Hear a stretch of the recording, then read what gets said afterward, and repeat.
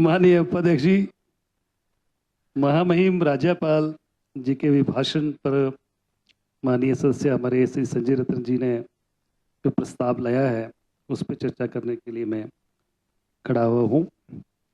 हमारे विधायक साथियों ने बहुत सारी चर्चा मेरे से पहले की है, मैं उन बिंदुओं पे नहीं जाना चाहता। ये जो डॉक्यूमेंट है ये बड़े लंबे इसमें से प्रथा चल रही है। जब भी कोई सरकार बनती है, इधर वाली भी जो बैठे हैं यहाँ की भी सरकार रही है, तब भी यही प्रैक्टिस थी और अब इधर भी यही प्रैक्टिस है। सरकार जो काम करती है वो माननीय राज्यपाल इस डॉक्यूमेंट के अपने भाषण में बजट से पहले उसका व्याख्यान करते हैं। और जब भी कोई नई सरकार आती है, नए विजन के साथ आती है, कुछ नई कमिटमेंट्स के साथ आती है और कांग्रेस पार्टी प्रदेश में सत्ता में आई है, स्वाभाविक है कि प्रदेश की जनता ने उन पर विश्वास किया है, क्योंकि लोकतंत्र है और लोकतंत्र में लोग फैसला करते हैं।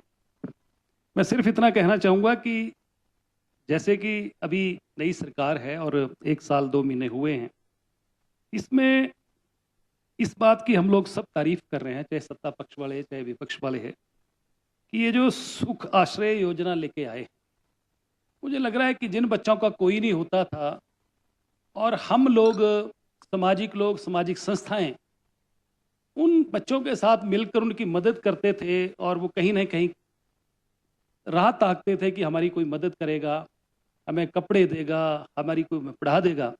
उसकी जो गारंटी सरकार ने ली है, ये मुझे लग रहा है काबिले तारीफ है और एक बहुत ही पुण्य का काम हुआ है। इसकी हम सब लोग तारीफ करते हैं, मैं भी तारीफ करता हूँ।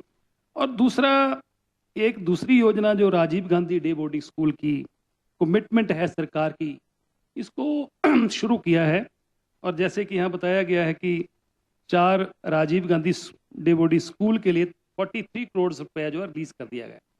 और मुझे लग रहा है कि चरणबद्ध तरीके से बाकी के चुनाव क्षेत्रों में भी ये योजना जो है लागू होगी, क्योंकि एक बहुत अच्छा स्कूल, क्योंकि लोगों का धीरे धीरे सरकारी सिस्टम से जिस तरीके से विश्वास जो है उठ रहा है या बच्चों की स्ट्रेंथ कम हो रही है। बहुत सारे ऐसे स्कूल हैं जहां बच्चे ही 2 या 4 रह गए, सीनियर सेकेंडरी स्कूल हैं जहां 45 बच्चे रह गए हैं। तो एक अच्छा स्कूल होगा तो स्वाभाविक है। हमारे शिक्षा मंत्री जी आ गए, बहुत ही जिसको कहते हैं होनहार हैं, हमेशा पॉजिटिव रहते हैं, मुस्कुराते रहते हैं, हंसी बांटते रहते हैं और इनके पास सत्ता पक्ष विपक्ष का कोई भी विधायक जाए उसका बड़ा आदर सम्मान करके उनका काम करते हैं। तो मैं ये कहना चाह रहा हूं कि ये जो Rajiv Gandhi day boarding school है, ये आने वाले समय में एक बहुत अच्छे इंस्टीट्यूशन बनकर तैयार होंगे, ऐसा हम लोग उम्मीद कर सकते हैं। और इस डॉक्यूमेंट में कहीं न कहीं पावर प्रोजेक्ट को लेकर, सोलर प्रोजेक्ट्स को लेकर भी चर्चा हुई है, बहुत अच्छी बात है। बहुत पहले की बात है कि शुरू में जब पावर प्रोजेक्ट्स लगना शुरू हुए, क्योंकि हिमाचल प्रदेश में जो है वो रेवेन्यू जनरेशन की बहुत कमी है, बहुत कम रेवेन्यू जो है यहाँ से हम लोगों को मिलता है। तो ये नेचुरल प्रोजेक्ट जो हैं, पानी है, इसको कैश करना। और मेरा एक सुझाव रहेगा सरकार को कि ये जो पावर प्रोजेक्ट पे जो पॉलिसीज हिमाचल प्रदेश में है उसमें अमेंडमेंट्स करी हैं और इन्वेस्टर जो हैं वो धीरे धीरे रुचि उनकी कम हो गई है। मुझे लग रहा है कि सरकार को इस पर विचार करना चाहिए कि क्या कमियां हैं। जैसे कि हमारे पड़ोसी राज्य है उत्तराखंड, वहाँ इन्वेस्टर जो है वो ज़्यादा आकर्षित हो रहा है पावर प्रोजेक्ट को लेकर। तो यहाँ क्या कमियां हैं उस पर तुलना करके या उसको स्टडी करके कि यहाँ भी हम लोग क्या इम्प्लीमेंट कर सकते हैं, इसको करने की ज़रूरत है। यहाँ पर बहुत सारी चर्चा हुई कि महिलाओं को 1500 रुपये देने की बात हुई है।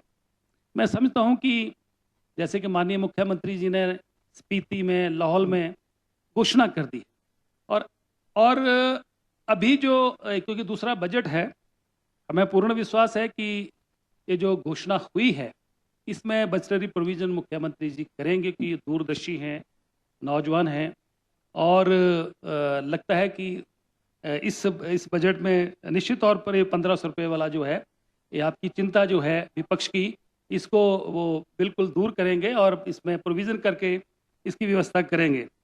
और एक सरकार ने जो हर चुनाव क्षेत्र में ब्लॉक लेवल पे एक आदर्श हॉस्पिटल बनाने की जो बात कही है माननीय स्वास्थ्य मंत्री जी हमारे समक्ष हैं, तो हर चुनाव क्षेत्र में एक अच्छा हॉस्पिटल बने, बहुत अच्छा सोच है।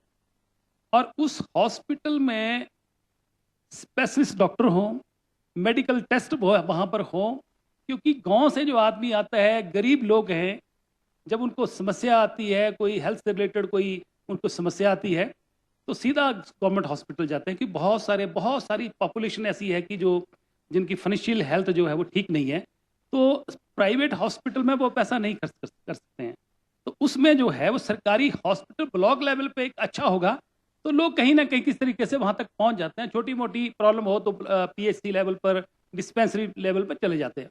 परंतु मेरा माननीय स्वास्थ्य मंत्री से भी निवेदन है कि ये जो हमारे 68 चुनाव क्षेत्र हैं, इसमें जो हॉस्पिटल बनाने हैं इनको जल्दी से जल्दी बनाया जाए। और जैसे कि मैंने कई बार आपसे जिक्र भी किया है कि सुजानपुर चुनाव क्षेत्र